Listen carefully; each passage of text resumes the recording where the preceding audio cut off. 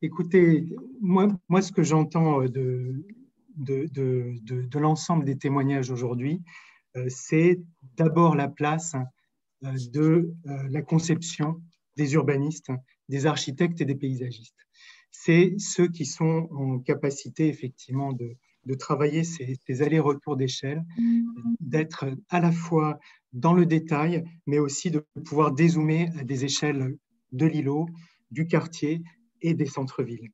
Alors sur Cahors, on a pu voir comment les financements ont été croisés à la fois pour obtenir des interventions du domaine public, des opérateurs privés, de l'État, des collectivités pour se donner les moyens d'agir.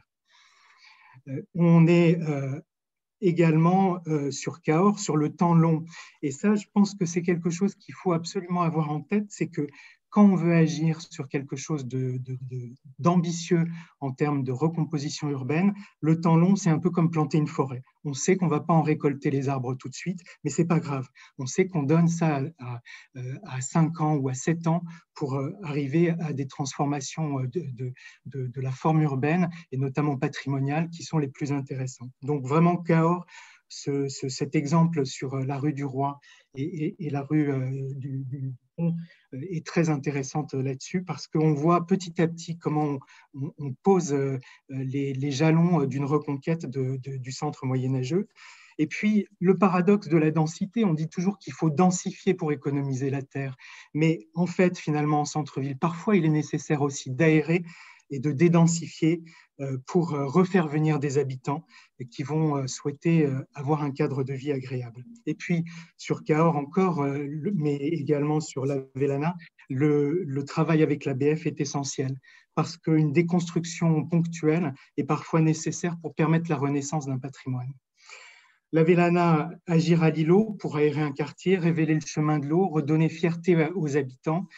Tout ça a été rendu possible par ce projet urbain et on voit comment des échelles différentes, à la fois de travailler l'espace public, la place de l'eau, mais aussi l'habitat, la hiérarchie-tyrorie, c'est-à-dire les moyens incitatifs et coercitifs pour faire bouger des parcelles qui sont dégradées, on sent que c'est vraiment nécessaire, c'est-à-dire agir globalement. Et puis enfin, Ajaccio, cette place urbaine qui est une pièce essentielle du dispositif, on sait qu'il n'y aura pas d'action forte sur l'habitat sans que l'espace public soit reconquis, en même temps que le commerce soit revitalisé. Donc, commerce, habitat, espace public, c'est vraiment le trinôme des interventions urbaines réussies.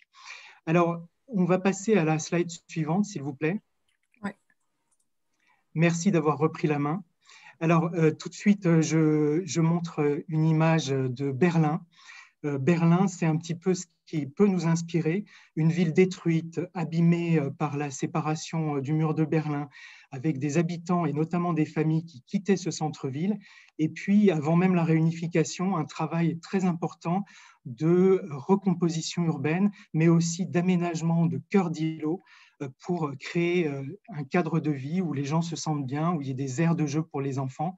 Et voilà, c'est un petit peu le totem de ce qu'on pourrait appeler la reconquête des îlots anciens dégradés. Pourquoi cette reconquête des îlots anciens dégradés? Parce qu'on sait que parfois, l'échelle de la parcelle est absolument pas suffisante pour changer les choses. On peut avoir des tissus anciens qui sont très denses, très resserrés, et face au pavillonnaire et à la concurrence de cet habitat individuel en périphérie, l'habitat ancien ne fait pas le poids. Or, cet habitat ancien, c'est souvent un patrimoine, et c'est ce qu'on a vu pendant les quelques heures, quelques minutes de présentation sur Cahors et la Vélana, mais aussi sur Ajaccio. On a absolument besoin de reconquérir cet habitat ancien patrimonial parce que c'est l'identité de nos centres-villes. Donc, comment redonner de l'attrait à cet habitat ancien d'hypercentre finalement? Eh bien, c'est parfois nécessaire d'agir à l'échelle de l'îlot pour pouvoir de temps en temps faire des soustractions positives. On l'a vu sur les exemples notamment de Cahors. D'avoir aussi des additions architecturales. On a vu quelques surélévations qui créaient des terrasses et des vues sur le grand paysage. Et puis, pouvoir rassembler ensemble des parcelles pour créer des typologies de logements, mais pas seulement de logements, mais aussi de commerce en rez-de-chaussée qui tiennent le choc face à la concurrence des grands espaces commerciaux en périphérie, de pouvoir accueillir des enseignes quand c'est des rez-de-chaussée et pouvoir créer des grands logements pour faire revenir les familles en centre-ville. Donc on est bien sur cette idée de pouvoir agir globalement à l'échelle de l'îlot, qui est un peu cette échelle intermédiaire entre le projet urbain et puis l'intervention ponctuelle à la parcelle. Et puis enfin, les usages collectifs en rez-de-chaussée, on voit l'image de Berlin, c'est recréer du végétal, des espaces de respiration, peut-être parfois du stationnement, de la lumière avec des appartements traversants. Et on sait qu'avec la crise climatique, on va avoir vraiment besoin de courants d'air et d'avoir d'espaces où on peut faire ces courants d'air avec ces doubles expositions. On va passer à l'image suivante. On revient à celle d'avant. L'idée, en fait, finalement, quand on commence un projet de reconquête d'îlots anciens, il ne faut pas se rater. Il faut d'abord réfléchir les besoins de l'habitat à la bonne échelle et puis aussi remettre ces interventions sur l'habitat dans le cadre d'un projet urbain global parce que l'un ne va pas sans l'autre. Vous pouvez passer l'image. Je présente tout de suite et très rapidement le PLH de Pau. Finalement, le PLH de Pau redonne de la place au centre-ville en disant que tout logement construit doit être compensé ou accompagné par un logement rénové. Et ça, c'est quelque chose de très fort. Et avec une prime aux interventions en centre-ville, notamment dans le centre-ville de Pau, parce qu'on a une vacance très importante. Tout à l'heure, l'ANA va présenter un certain nombre d'outils, notamment la RHI Tirori, et présentera bien sûr une opération à Pau qui a réussi parce qu'elle s'est inscrite dans un cadre programmatif qui avait été défini par le PLH, et c'était un PLH très courageux puisqu'il limitait le développement en périphérie pour encourager la reconquête des centres-villes. Et on sait que les maires des petites communes de périphérie des centres urbains, souvent, ont l'ambition de développer leur commune. Là, on est dans une pensée globale où on calibre l'offre à une échelle intercommunale. On passe à l'image suivante. L'autre enseignement, finalement, c'est le besoin du projet urbain, vraiment le besoin de dézoomer le regard pour savoir où on va agir ponctuellement, parce qu'une intervention ponctuelle doit être au service d'un projet d'ensemble, éviter le saupoudrage, et puis surtout faire sens à toutes les échelles. On voit par exemple dans l'image en haut à droite, un petit trait jaune qui montre comment une traversée d'îlots va rassembler finalement des quartiers en plein milieu de la ville vers un vallon, qui est la tache verte à droite, qui est un vallon de verdure, de respiration, avec une cascade. Et donc finalement une intervention à l'îlot, si on regarde maintenant l'image en haut à gauche, et ben finalement c'est acquérir 3 parcelles et ne démolir qu'un immeuble pour tout d'un coup débloquer des situations. Et là, tout d'un coup, on est sur une opération à plusieurs échelles et gagnante à toutes ces échelles. Ça, c'est un atelier urbain qu'on vient de faire, un atelier flash dans le cadre de Petites Villes de demain. 5 ateliers de ce type sur 2 jours vont être menés en 2021 sur Saverdun, donc c'est l'image qu'on a, Vitré, Mende, Saint-Gaudens et Blois. L'idée, c'est de montrer comment, par une démarche de projet urbain, on peut activer cette réflexion sur la reconquête des îlots anciens dégradés. On passe à l'image suivante. Le temps de l'action. Alors, on va tout de suite aller à celle d'après. J'ai voulu montrer un arbre parce que finalement, un projet, c'est bien symbolisé par un arbre avec plusieurs branches, des branches multiples, mais il faut que toutes ces branches soient vivantes et dynamiques. Or, on sait que dans un projet urbain, il y a plein d'endroits où on risque d'être en faiblesse, soit parce qu'on n'a pas les sous, soit parce que les opérateurs ont du mal à venir. Donc, j'ai voulu montrer comme ça en quelques endroits, en haut à gauche, comment on peut faire venir des opérateurs et des investisseurs dans des contextes de marché détendu.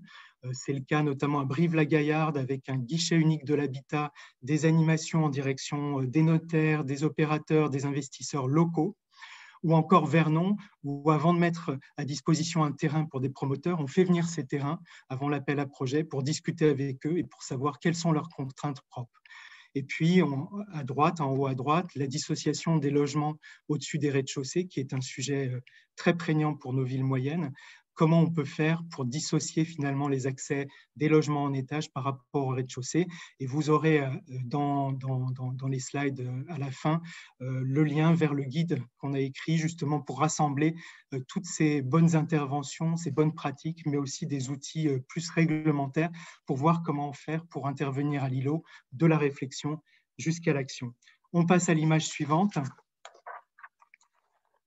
Une image pour montrer finalement que le projet urbain, c'est aussi sa réalisation dans le cadre d'une opération d'ensemble, et c'est l'opération d'aménagement, la concession d'aménagement, où on a un opérateur comme à Bordeaux, une SEM InCité, qui achète des terrains, qui les équipe, qui remodèle le bâti, qui rénove le bâti, qui le cède à des investisseurs et qui est surtout le garant de la réalisation du projet. Je passe la parole à Lana qui va zoomer sur les outils opérationnels. Oui, bonjour à tout le monde. Florence Desilles de l'ANA, chargée de mission Habitat Indigne. Donc moi, je vais vous parler d'un outil en particulier, donc qui est l'outil qu'on appelle RHI Tirori. Donc c'est un outil de financement pour accompagner les collectivités pour financer le recyclage d'îlots dégradés en centre ancien. On peut passer à la slide suivante. Et donc cet outil de financement RHI Tirori, donc l'idée c'est de pouvoir le mobiliser pour des opérations qui ont pour objectif de passer sous maîtrise d'ouvrage public afin d'éradiquer donc des situations d'habitat d'indignité, donc des situations où les ménages, les occupants peuvent être en situation où il y a un risque pour leur sécurité ou leur santé, avec in fine un projet de démolition, de restructuration. Et donc, on est sur des aides, contrairement aux autres aides de l'ANA qui sont connues pour être des aides aux travaux, aux directions des particuliers. Là, la RHI Tirori, donc RHI, c'est-à-dire résorption de l'habitat insalubre irrémédiable, et Tirori, traitement de l'habitat insalubre remédiable et opération de restauration immobilière. Alors, désolée pour ce terme un peu barbare, on n'a pas encore trouvé le bon générique, mais on y travaille. Et donc, comme je vous disais, cet outil de financement, contrairement aux autres aides de l'ANA qui sont donc destinées à financer des travaux auprès des particuliers, là, cette aide financière est destinée aux collectivités ou à leurs aménageurs par le biais d'une concession d'aménagement, mais également des bailleurs sociaux ou bien des établissements publics d'aménagement.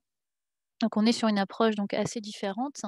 Et les critères donc d'éligibilité ne se regardent pas à l'échelle du logement, mais à l'échelle du bâtiment.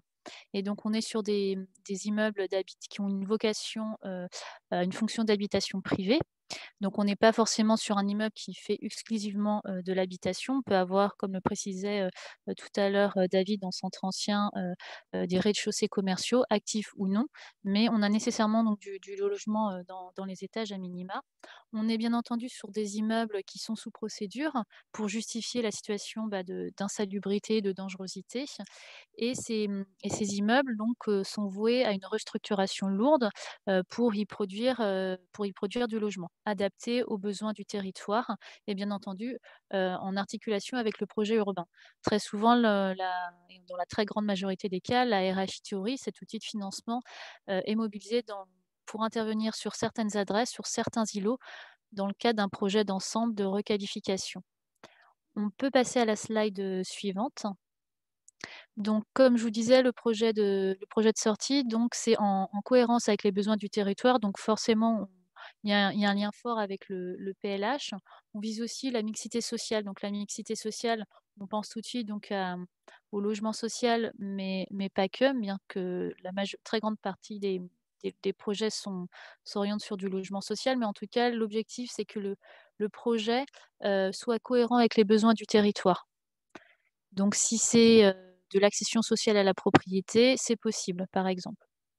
Et bien entendu, le projet de sortie doit être dédié majoritairement à du logement. On peut avoir, des commerces, en rez-de-chaussée. On peut aussi avoir, on a souvent le cas dans des centres anciens avec un parcellaire très dense, la nécessité de dédensifier pour aérer les cœurs d'îlots, pour améliorer l'habitabilité des logements, actuels.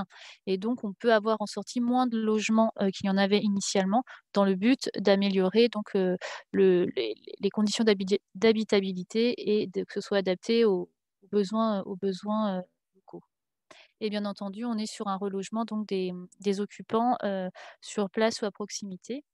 Et donc, la hiérarchie Tirori, comme je vous disais, donc c'est un outil de financement qui intervient à différentes étapes, que ce soit sur l'étape, étude, l'étude en amont pour vérifier la pertinence que cet outil soit bien le bon outil pour intervenir sur la situation rencontrée. C'est également une subvention d'études pour préparer la phase opérationnelle et bien entendu, des financements pour l'accompagnement social et la phase opérationnelle qui consiste à apporter un appui financier sur le déficit d'opération. Alors ce qu'on entend par déficit d'opération, c'est dépenses moins recettes et dans ces dépenses, on a la maîtrise du foncier, le coût des travaux, du gros œuvre, donc qui peut être de la démolition ou de la restructuration, moins les recettes, ce que va engendrer en sortie, le projet de sortie. La hiérarchie théorique, c'est pas un financement pour, construire du logement. C'est vraiment la phase amont, préparer le foncier, préparer les plateaux en vue d'être utilisés pour y faire du logement. On peut passer à la slide, suivante. Donc là, je vais vous présenter 2 exemples assez intéressants. Donc le premier er situé à Pau, où là, on est vraiment sur une opération d'intervention à l'échelle donc de l'immeuble. Donc on a les 10 et 12 rue Lamotte qui sont, ce sont 2 immeubles donc sous opération de restauration immobilière, donc en ORI. Hem, Avec donc différents acteurs qui interviennent, en première ligne et en seconde ligne. Donc on a donc, l'agglomération, on a également l'établissement public foncier qui peut être un acteur assez important pour accompagner les collectivités dans la maîtrise, dans l'acquisition des biens et on a donc, l'ANA pour le financement et donc là, ce qu'on peut voir, donc sur la partie supérieure de la slide, on a un aperçu, de physique du bâtiment. Donc en rez-de-chaussée, on a un commerce et dans les étages du logement. On voit tout à gauche en haut sur le plan parcellaire qu'on est vraiment sur une parcelle, tout en lanière. Sur la partie inférieure donc de la slide, on voit le plan, actuel. Donc on voit que tout en lanière, on a, du logement qui se succède et tout en bas, le schéma, l'esquisse tout en bas avec un filet, rouge et bleu. On voit le projet de sortie et typiquement sur le projet de sortie, l'idée c'est de maintenir le bâtiment à fond de rue, conserver donc la cellule commerciale, restructurer donc les logements, dans les étages et démolir le fond de parcelle pour aérer ce cœur d'îlot qui va profiter à la fois pour les logements sur cette même parcelle et également pour les parcelles environnantes. On peut passer à la slide suivante et donc là, toujours sur ces 2 mêmes adresses. Donc là, on a tout en haut, à droite, on a une photo, avec le cercle encerclé en rouge, donc l'adresse, du 12 rue Lamotte et donc pareil, on peut constater qu'on est vraiment sur une parcelle tout en lanière avec la nécessité donc d'aérer ce cœur d'îlot et le maintien des bâtiments, en fond de rue, pour conserver la trame commerciale notamment. Et donc, le projet de sortie vise donc du logement conventionné ANA, et initialement, on était sur 13 logements. Donc il y a une diminution quasiment de moitié, du nombre de logements en vue donc de proposer des logements plus adaptés au mode de vie actuel, plus aérés et de maintenir, les cellules commerciales. Et sur ce type d'opération, on est sur, comme vous pouvez le constater, un coût d'opération pour la collectivité à un peu moins d'1 million d'euros, à 950 000 et avec une contribution de l'ANA à hauteur de, 460 000 euros. On peut passer à la slide suivante. Donc là, on est à Guingamp, donc là, c'est une approche différente où là, on est sur une intervention vraiment à l'îlot. Alors il s'agit d'une seule parcelle, donc qui est encerclée, d'un filet rouge. Mais sur cette parcelle, on a donc un bâtiment, avec, un usage mixte à l'origine. Donc sur la photo tout en haut, à gauche, on a la façade, qui donne sur la place centrale, vraiment, directement à côté de la cathédrale avec des cellules commerciales en rez-de-chaussée, du logement dans les étages et la photo en bas pardon, on a le fond de parcelle où on constate qu'on est sur du bâtiment qui a été à l'origine plutôt pour un usage d'activités autres que du logement ou du commerce et donc même si on est sur une seule parcelle, on est vraiment sur l'intervention à l'échelle d'un îlot avec une diversité de bâtiments, heu sur cette parcelle. Et donc là, de même, en termes d'acteurs, on a le bailleur social qui intervient en sortie, qui va, qui va s'occuper de la production de logements en sortie. On a la communauté d'agglomération de Guingamp-Paimpol qui pilote cette opération. Et donc, on peut passer à la slide suivante. Et donc, le projet de sortie, donc, c'est de pouvoir proposer une offre assez variée qui est un mix entre du logement social et aussi un peu de logement libre, avec des logements adaptés pour les personnes à mobilité réduite, puisqu'on est en plein centre-ville et donc il y a un intérêt, une nécessité au regard du territoire de proposer une offre de logement pour des personnes vieillissantes, de maintenir les commerces en rez-de-chaussée pour pouvoir conserver l'activité économique sur la centralité de la commune, et aussi de proposer une autre activité que commerciale, puisqu'il y a un pôle de santé qui est prévu sur ce même îlot. Et donc là, on est sur un projet où on a à la fois donc de la restructuration, on a aussi de la démolition pour aérer le cœur d'îlot, et de la reconstruction, comme on peut le voir sur la photo projetée tout en bas de la slide, avec une surélévation en cœur d'îlot pour proposer pour les logements notamment. Et donc là, on est sur une opération donc un peu plus élevée, puisqu'on est par rapport à Pau, puisqu'on est sur un projet un peu plus vaste. Et là, on est typiquement sur une opération qui coûte pour la collectivité 1,8 million, et l'ANA apporte une aide à hauteur d'1,2 million. Je crois que je n'ai plus de slides. Voilà, je vais laisser la parole à David. Oh Ça non, tombe mais bien parce c'était que nous juste n'avons plus de temps non plus. Très bien. Voilà, en fait, on a même dépassé l'horaire. C'est pour ça que malheureusement, on ne va pas pouvoir prendre des questions, mais il y en a quelques-unes néanmoins qui ont été posées dans le chat. Alors, est-ce qu'on peut se permettre de donner vos adresses mail à l'un et l'autre s'il y a quelques questions spécifiques sur les procédures? Oui, alors juste, je vois des questions relatives à la RHI Tirori. Dans le support de présentation, il est mentionné que vous pouvez vous rapprocher des DDT, qui sont vos premiers interlocuteurs à ce sujet-là, qui pourront vous apporter des premiers éléments de réponse. Très bien. Et bien entendu, revenir vers Merci Florence.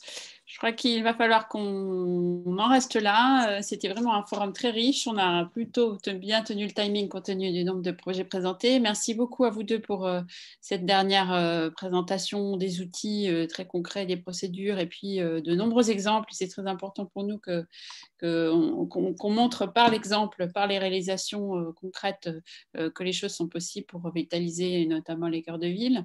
Et donc, puis l'ANA est un partenaire très actif de ce programme Action Cœur de Ville. C'est très important de montrer les choses très concrètement pour qu'on puisse se représenter que ce n'est pas insurmontable et qu'il y a les outils et le financement nécessaires pour y arriver.